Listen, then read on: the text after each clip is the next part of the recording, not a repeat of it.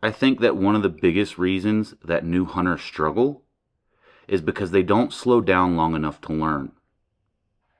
The woods will teach you everything you need to know, but only if you stop interrupting it.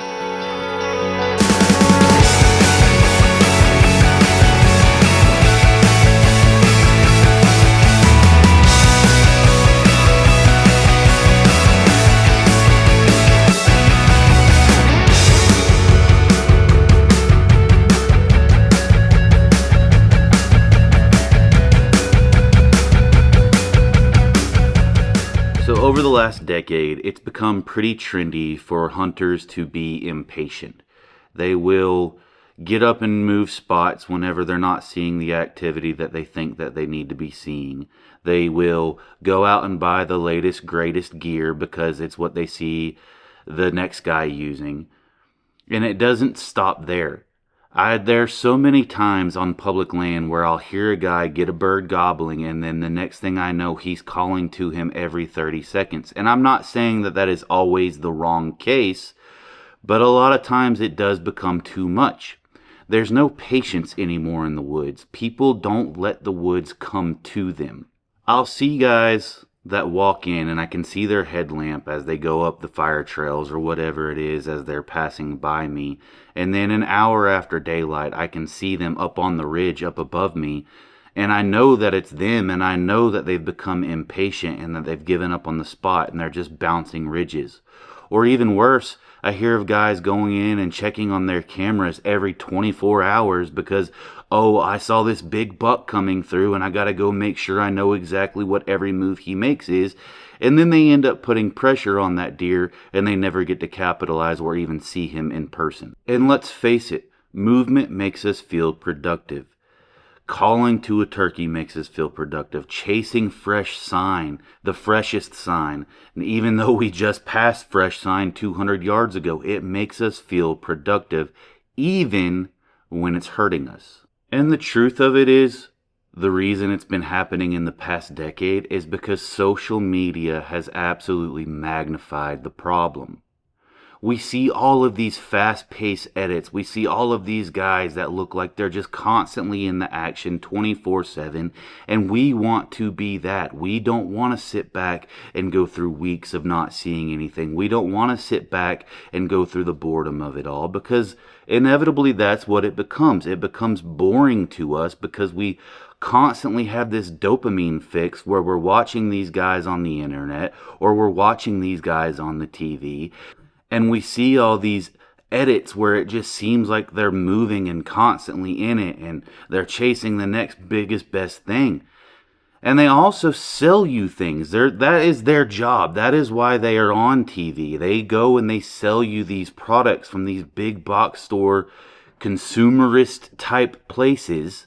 And that's what makes us have this idea that if I just had this bow, or if I just had these calls, or if I just had this stand, or whatever it is, maybe it's even property, leases, outfitters, whatever the case is, we constantly think that we have to change it up and move on to bigger and better to be successful. And that is not the truth. The truth is that patience and observation and time spent in the woods, even in those boring moments, are what teach us.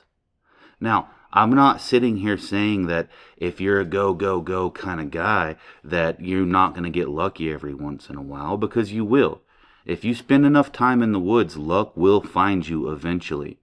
And I'm not saying that if you're not out there deer hunting turkeys that you're not going to learn, because that's not true. I'm just like anyone else. When it comes to the spring turkey woods, I want those gobbles, and I really don't want to hunt a bird that won't gobble. But none of that fast-paced action, none of that getting lucky actually teaches us woodsmanship skills. No matter what our wall may or may not say, if I were to actually ask someone who is just chasing the next trend how he or she was successful, 90% of the time, they're not going to be able to give me an answer. We have to be able to slow down and let those long, boring days in the woods teach us. Making the good mistakes, making the sacrificial days where nothing happens, those are when we truly learn what the woods do when we're not there. When we slow down and let the boredom take over us, when we melt into the ecosystem around us, we stop feeling like we're a visitor and we start feeling like we are part of the natural world around us. And that is where the woodsmanship comes from. When you can tell what a squirrel is barking at, or at least what kind of bark the squirrel is barking, that's when you know you've developed woodsmanship skills. When you can hear songbirds or tell in the subtle shifts that happen in the woods that something's happening, such as those loud moments just before pure silence, knowing that a predator of some sort is coming through, or hearing a jay go off in the distance, knowing that he's probably on some sort of food source that a deer might be after, or hearing a squirrel bark at you because he finally spotted you in the tree. You start to learn all these subtle cues that the woods will present to you, and that is where the woodsmanship comes from. Woodsmanship is not something that you read in a book or something that you learn from a guy in front of a camera. Woodsmanship is something that only years of solitude and boredom and mistakes in the woods, in the craft, will teach you. You'll learn what a good spot looks like by being in a good spot enough times for it to finally sink in. I can't tell you how many times as a younger hunter I would go through blocks of timber that in my mind looked like it would hold deer, but in reality, it's the farthest thing from the truth. And it took me being out there, being bored, slowing down, and sitting in it to finally understand it. You can go and chase all the trends that you want to, but nothing will replace the days where nothing happens. And the same can be said for any sort of wild game that you may or may not pursue. Even things like fishing. I can think when I go out and I fly fish, I don't just jump in the closest stream that I can find and start throwing a fly out there. Will I eventually get lucky and get into one? Absolutely I will.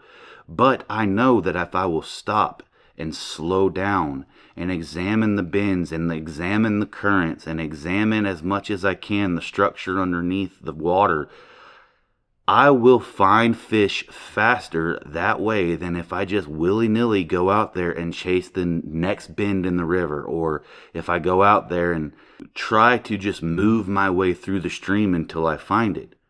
And it's the same with gear. I see so many people chasing the next best fly rod thinking that it'll help them cast better or present their fly better or dead drift better or whatever it is, and that's not the case. It takes time, it takes patience, and it takes learning.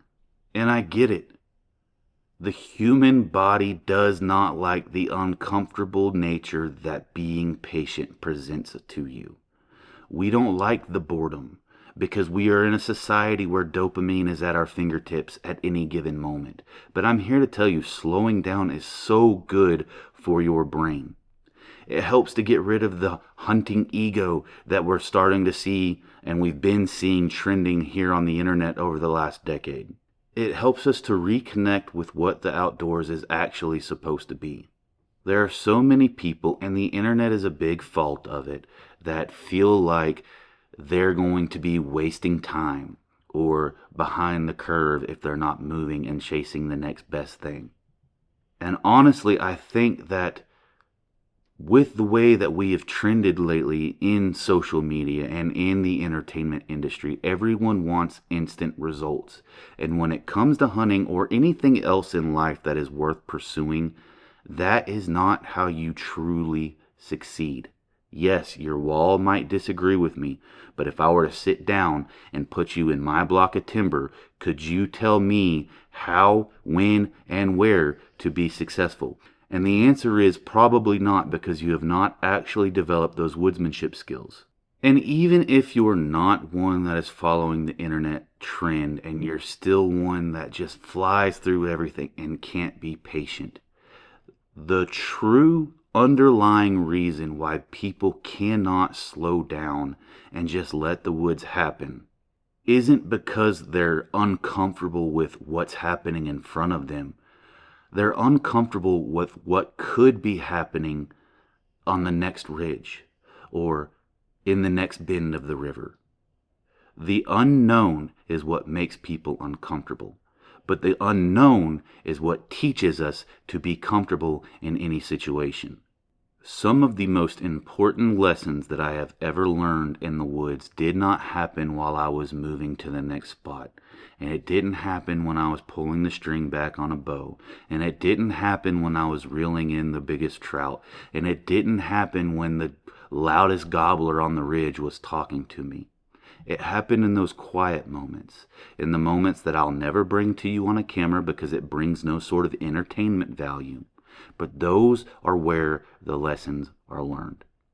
I hope you guys took something good away from this video. If you did, please leave me a like and a comment down below. If you haven't already, subscribe to the channel and spend time this year being bored. See you on the hill.